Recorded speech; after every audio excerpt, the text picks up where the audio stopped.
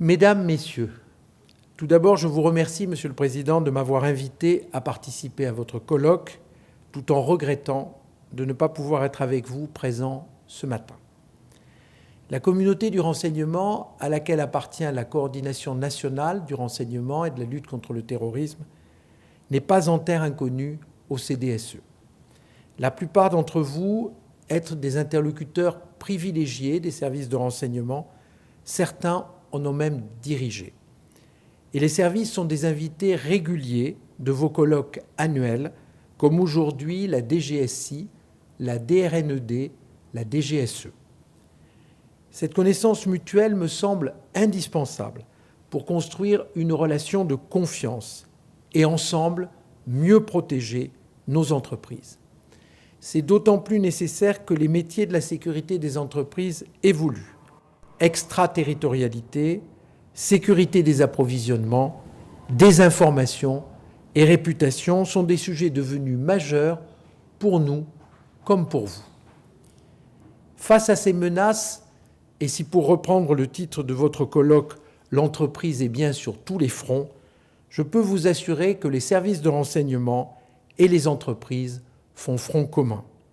C'est ce que je voudrais réaffirmer ce matin devant vous. Front commun d'abord, car le renseignement économique est une priorité assumée par nos autorités politiques.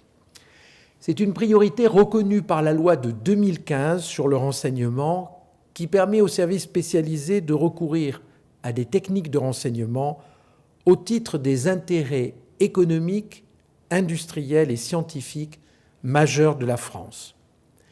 C'est aussi une priorité du président de la République.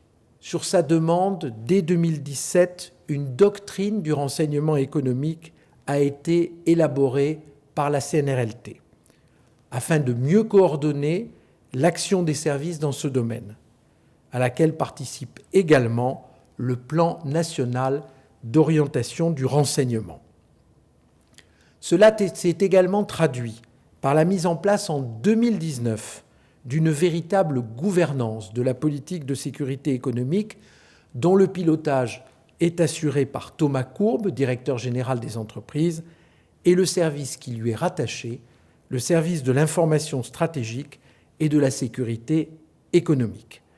Sachez que les services de renseignement y sont pleinement associés.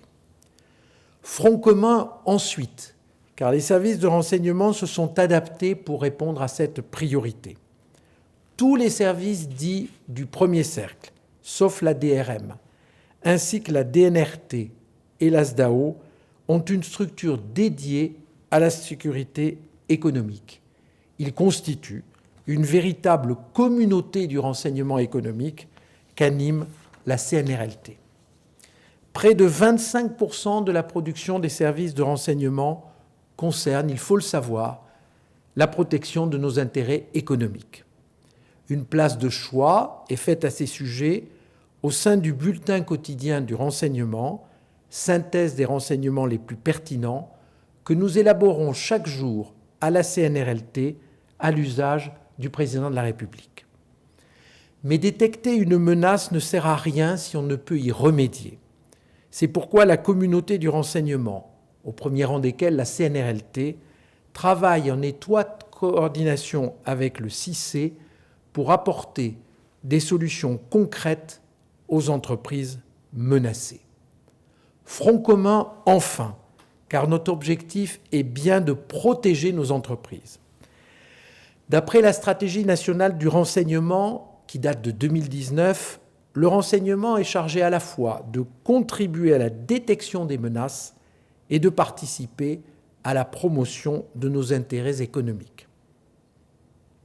Cette protection passe d'abord par la sensibilisation, à l'image des 700 conférences qu'ont données la DGSI et la DRSD en 2022 au profit des dirigeants et salariés d'entreprises.